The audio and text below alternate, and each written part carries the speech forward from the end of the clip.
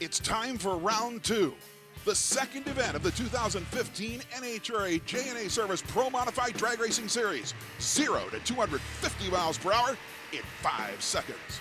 Drag racing's a luck thing, I would say, more than a consistency thing. There's 100 ways to screw it up and only one way to get it done right. Within the NHRA is a class of car that defies convention. Door slammers with nitrous, turbos, blowers. These are the Mavericks. This is Pro Mod. Just east of Houston, Texas, you'll find Baytown, the home of Royal Purple Raceway, the site of the second event in the 2015 J&A Services Pro Modified Racing Series. In the near lane, Don Walsh Jr. qualifies #1 in the field for the second time in 2 races this year at 5.86 seconds. You know, the blower cars have had it all year long. They'd like to cry and moan about the turbo cars, but they can go fast, as they've shown all weekend. Even 2-time world champ Tricky Ricky Smith is enjoying the parody of Pro Mod. There's a lot of good running cars this year. Everybody's finally stepped their game up, and top 10 cars, I'm gonna say all within 300, so maybe 2. The blowers and the nitrous cars are close. The turbo cars are just playing games with them. So just gotta go up there and pay attention and do my job. And indeed, Pro Modified has drawn racers from all over the United States to here in Houston, and plenty of drivers 2,500 miles south of their home in Canada, including Eric Latino and his crew chief, Al Billis. Why are the Canadians running Pro Mod? Because we like it. You know what? We have a local track in Toronto, and the Pro Mods used to always come as part of the series back in the late 90s. Al Billis is a local Canadian, ran Pro Mod for years. We all know Al, we all grew up together. We used to all race each other in bracket race. So as we see Al go up the ladder, we kind of follow suit. And today we all run one of Al Billis's blowers, and we get a lot of our power through Al Billis. And not that Al just likes the Canadians. Peter Farber's from Boston, and he's got an Al Billis program too. So I think it's one of the best classes out there to run. We begin eliminations with this, the 2014 Chevy Camaro of New York's Mike Janis against Canadian Eric Latino, the only Canadian driver to qualify for this field, and the Quality Plus Compressors Chevy Camaro. Latino's car has been strong this year, but for the second race in a row, he draws a red light start, and the red Camaro of Janis puts down the quickest run of the event so far to win at 5.84 seconds. You've been doing this a while. You know that felt good. How about 5.84.9 low ET of the meet so far? Qualifying was a little bit of an uphill fight, so that's going to feel good. Kid told me I was going to go in 83, and I said, go back to bed, will you? Awesome.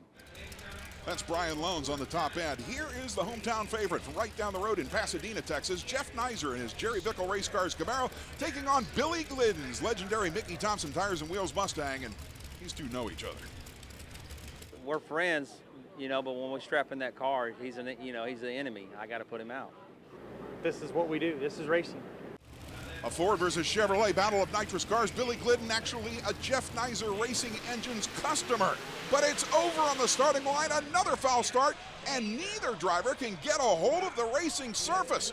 Tires shake on both sides of the racetrack, but the man coasting through in the near lane, Billy Glidden, will advance. Here's Troy Coughlin Sr. We have to make that distinction this year because his 24-year-old son is also racing a bright yellow Jegs.com turbocharged Corvette against the supercharged Tim McAmis-built Ford Mustang of Mike Knowles. Well, it's still kind of the blown money theme. It's just what we call the Mob Edition, and it's got some of the old-time mobsters on it, and it's got some beautiful work. You know, we got Howard Moon over here now, and Mac joined our team this year, and we're good. We're low for the round, so we're confident. We're going to go up there, and it'll be, hell yeah. So Knowles is benefiting from 2010 NHRA Pro Modified World Champion crew chief Howard Moon, but bear in mind the man in the yellow Corvette on the far side is a 2-time world champion himself, Troy Coughlin Sr., in a great drag race. Wow, Coughlin wins it on a massive hole shot. That was huge. Starting line reactions won it. There's the crew chief, Steve Petty, for the Jegs.com team. And there's what 14 thousandths of a second looks like at the finish line. That'll bring up 2014 national event winner Pete Farber in his Dodge Daytona from Massachusetts alongside this stunning new ride. This is the first race I qualified with this, and doing a little double duty with the dragster in here, and it's say a little nerve-wracking to say the least, but we're having a great time doing it. That's Jim Whiteley of the J&A Drilling Service Team. 4 different race cars at each NHRA national event. And something goes horribly wrong for Whiteley, but wait a minute, There was a red light start in the other lane for Farmer. That's right, folks. At 22 miles per hour, Jim Whiteley's brand new 69 Chevelle becomes one of the slowest round winners in NHRA history.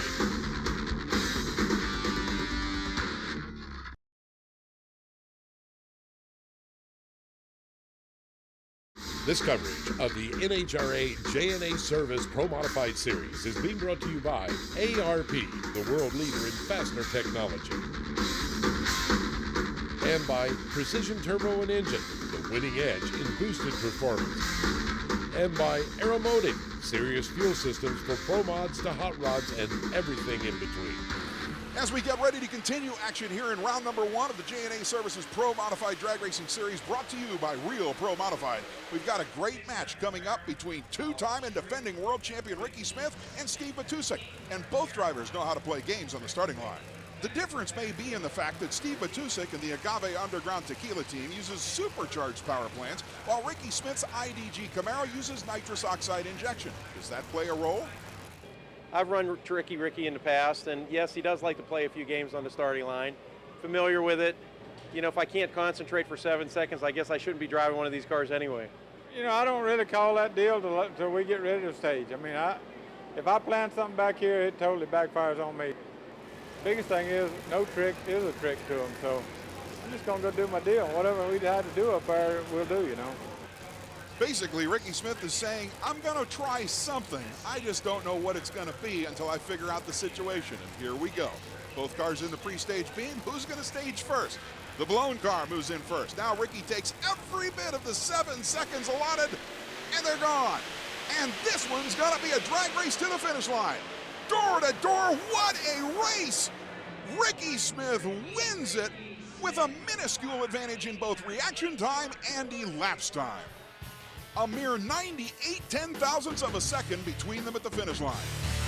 You got 10 or 12 bad run cars right now this year. I mean, I don't see no walkaway going on, you know. We just want to make some rounds and get back in that points, you know. And here's the other driver of the Agave Underground Tequila team in the near lane, Danny Rowe out of California, many-time national event winner. And there, you're on board with the hottest rookie driver of the season. 24-year-old Troy Coughlin Jr. has moved from his Sportsman Championship winning machines to his dad's Pro Modified. He's been around for a short period of time, and I think he has to learn how hard Pro Mod really is. So it's time that maybe what we do is send him back home to his daddy. Why not? It's always a lesson. Hopefully we'll have a little something for him. Based on qualifying, the supercharged black Camaro in the foreground has a distinct advantage, about 7/100ths of a second's worth. Oh, but over towards the wall, Danny Rowe's driving his butt off. Wow, another incredible drag race, but it's the kid who wins on a massive hole shot. Remember, Coughlin came from a tremendous background in sportsman drag racing. He hit the tree and won by 55 ten-thousandths of a second. Who you race the next round? I think I know the guy. He's taught me pretty much everything I know, so it'll definitely be interesting. It'll be father versus son in round number 2. There's one of the greatest drag racers who ever lived, Frank Manzo, lining up his driver Khaled Al-Belushi, and in this match, he'll be alongside Shannon Jenkins and Mike Castellana in a battle of the crew chiefs. They got a brand new car, and they're trying to get the thing sorted out, and he will. He's a great tuner, great team over there. They'll be fine. Of course, we're trying to do the same thing. Shannon referred to Belushi's brand new car, and by the way, Belushi started the season with a turbocharged entry. He has switched to this supercharged car. Castellana has a slight advantage at half track, but boy, he's stretching it at the other end, and Mike Castellana wins in a situation where both drivers ran nearly identical elapsed times, but a slight reaction time advantage wins it for New Yorker Mike Castellana. Next up, a match between a bright red turbocharged Chevy Camaro and a beautiful silver nitrous oxide injected Chevy Corvette. And the man in the far lane was the upset winner of the first race of the year in Gainesville, Florida. It's Michigan's Bob Ram. You know, Donnie's a great guy. He's from Michigan, but, you know, the gloves got to come off when we get up there on the starting line. He understands, you know, I understand.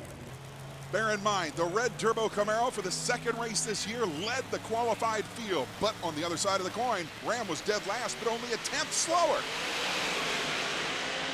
And it's a great race, but now the turbocharged power kicks in on Harry Haruska's Camaro, and Walsh wins it with a big 5.87 second run. You know, the team's worked so hard. I've let them down a couple times in the last 3 or 4 races. So going up there, I said, I've got to do my job just like they've been doing theirs. That'll take us to an historic round number 2 that includes a father versus son battle. 3 turbo cars, 2 blown cars, and 3 nitrous cars still in the field. Stay with us.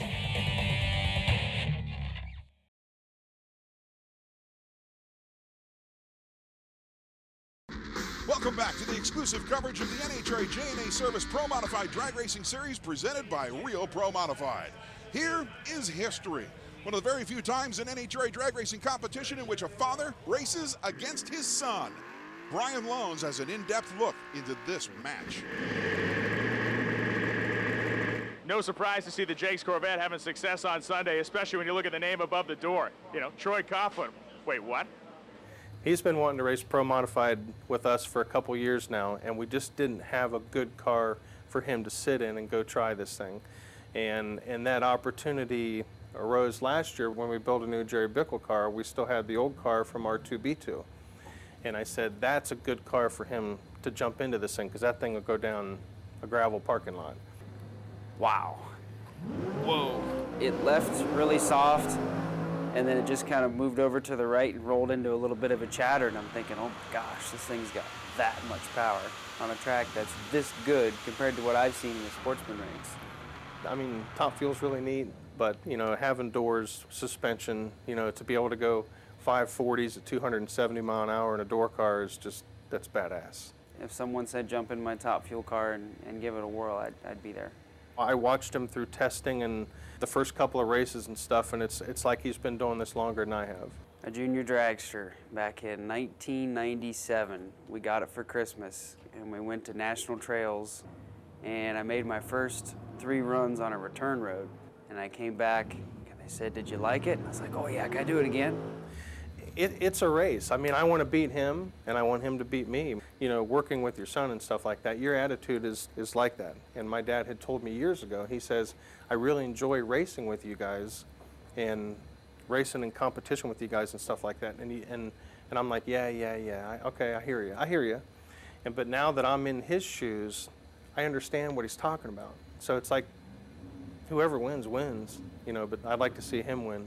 I'd like to win, but I'd like to see him win too, so it's a big deal. It's interesting to note that Troy Coughlin Sr. began racing Outlaw Door Slammers 1 year before his young son was born. This one's over. You saw Troy Coughlin Jr. come motoring around his father at the top end, but Dad's still going to have bragging rights for leaving the starting line first. It's just a decent race. I'm bummed he didn't make as good as a run as they planned to, but is what it is. We'll move the yellow and black jegs.com Corvette into the semis. Up next, 2-time and defending world champion Ricky Smith in the IDG Chevy Camaro Nitrous car, taking on the stunning new Yanko Camaro of Jim Whiteley, who's not only racing in Pro Modified, but remains the quickest top alcohol dragster driver in history.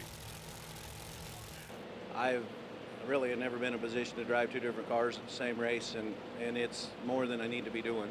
I've been out here too long. I ain't approaching nobody easy. That car running 92 last night. If they hit it, they can go out there and run. You just gotta go race them hard. One has to wonder what game Ricky Smith might have up his sleeve for Jim Whiteley, who's used to running a supercharged car in a variety of different situations. They leave the line. Whiteley's out in front. Ricky's trying to come back around him. He can't do it. Jim Whiteley gets a huge one. Ladies and gentlemen, only a handful of people have ever beaten Ricky Smith on a hole shot. Oh, wow. This car went 89. Woohoo, good job, guys. Good job. I don't know what to say. Ricky's the best out here, in my opinion, and we were just trying to get this car day to me, so I'm ecstatic. And he should be. Here's the #1 qualifier of every race this year.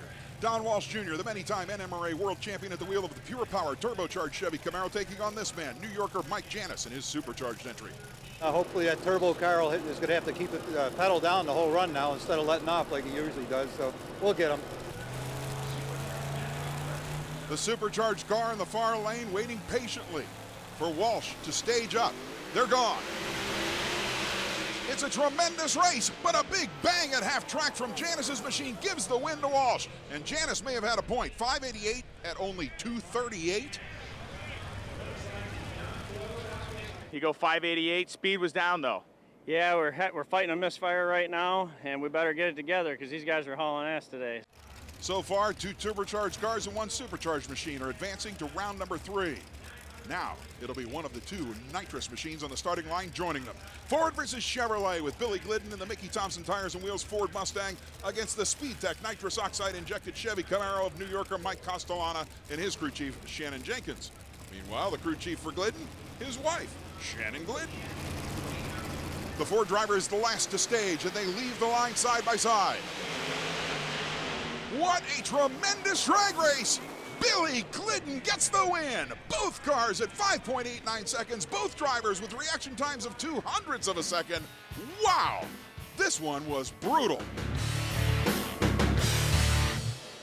I shook through low and first part of 2 pretty good, but he must have also, because I kind of pulled away, and then I didn't look over anymore. The semifinals will pit Jim Whiteley's supercharged Yanko Chevelle against Don Walsh Jr.'s turbocharged Camaro and Bill Glidden's nitrous-injected Mustang against Troy Coughlin Jr.'s turbocharged Corvette. There's Billy Glidden himself doing what he does, pretty much everything, with wife Shannon getting ready for round number 3. Stay with us.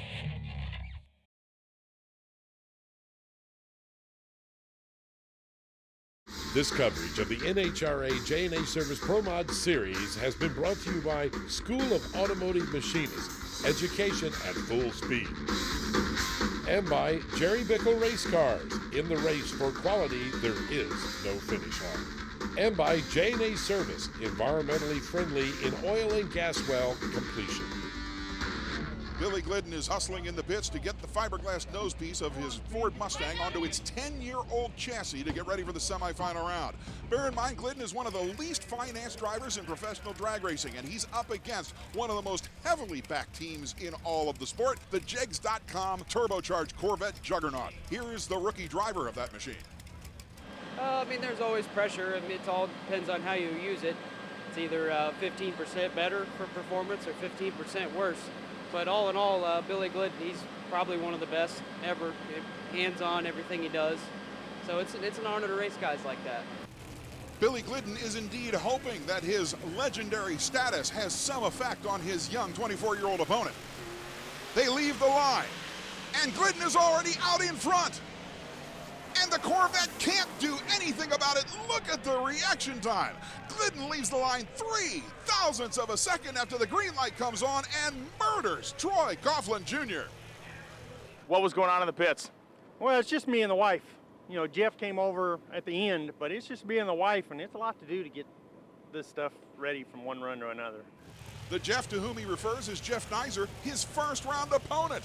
Meanwhile, here's Don Walsh Jr. in the Harry Haruska-owned Pure Power turbocharged Chevy Camaro, backing up to the starting line to take on the last of the supercharged entries. It's Coloradan Jim Whiteley and the J&A Drilling Services Yanko supercharged Chevelle. They've got a couple new cars, and we know what that's like, because back at Indy when we showed up, we had a new car, and we had some struggles too. We qualified well, but we still had some struggles. So they've been doing that, but they're a great team, and we're not going to take them lightly. We're going to go out there and make one of our best passes of the weekend, and hopefully take the win. As far as my strategy against it, I'm going to try to go in first and then be sitting there with him and wait for him to bump in and then be ready to go. I have jumped motor up a couple of times against him in what little time I've been in these cars, so I'll have to put my thinking cap on for sure. On paper, this race should be incredibly close. The drivers were only 100th of a second apart in the previous round, but remember, Walsh had that surprisingly slow 238-mile-an-hour winning speed. Wow, the Chevelle is way out in front, but here comes the Camaro like a rocket ship. The quickest run of the event, 5.82 seconds. Where did that come from? One can bet the first driver to scream that question was Walsh's final round opponent, Billy Glidden. Pro Mod 101 is brought to you by Precision Turbo and Engine. This week on Pro Mod 101, we want to talk about oil filters. Harry, a lot of racers run paper oil filters. You don't. Why? Well, paper is a great trap for oil debris, but it's not a good filter. If you've ever taken a paper filter apart and try to blow through it, you can't even blow air through a paper filter, but it traps oil very well, but doesn't process it. We run a 23 micron Pure Power screen element with earth magnets in it to pick up any metal debris. This filter, without going into bypass, will filter over 23 gallons a minute of oil. We use it continuously. This is a lifetime filter. Once we buy it, we'll use it forever. 5 years, 10 years down the road, it really doesn't matter. And it's really friendly because we don't have to put it in the landfill when we're done. And we recapture all the used oil 100% of the time. And it's pretty simple. This is the unit goes in, right? Correct. How often do you have to change it? We never change it, we clean it. Clean it, yes. Yeah, we clean this filter whenever we do an oil change or whenever we service the engine. All right, there you have it, folks. Paper is out. As Billy Glidden rolls to the starting line, we earlier had a chance to look at the other half of the Glidden family racing operation. It's his wife, Shannon Glidden, who is just as much a part of this winning operation as her husband. I don't work on the clutch. What I do is I help get everything ready to disassemble or to take out of the car. I do the tires, I take all that apart. Billy does all the tuning, does all the setups. I'm just the extra hand there. The final round of the 28th Annual O'Reilly NHRA Spring Nationals is at hand in the J&A Pro Modified Drag Racing Series. Pick a favorite, a twin turbocharged Chevy Camaro or a nitrous oxide injected 903 cubic inch Ford Mustang. It's Billy Glidden versus Don Walsh Jr. Instant problems for Glidden and a huge wheel stand for Walsh. But this one is going to be the turbocharged Chevrolet at 5.87 seconds. And look at that top end speed. He had his foot in it that time at 2:49.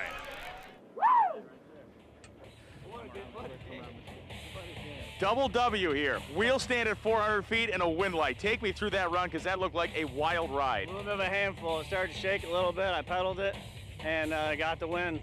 And well, I almost wheelied too far. I went over there to the right a little bit. We got it done. And to be able to bring this home, it's a proud moment for the family. What an amazing final round. The NHRA Pro Modified Series continues presenting absolutely outrageous action. On behalf of myself, Brett Kepner, Ted Jones, and Brian Lones, thanks for being with us, and we'll see you next at Commerce, Georgia.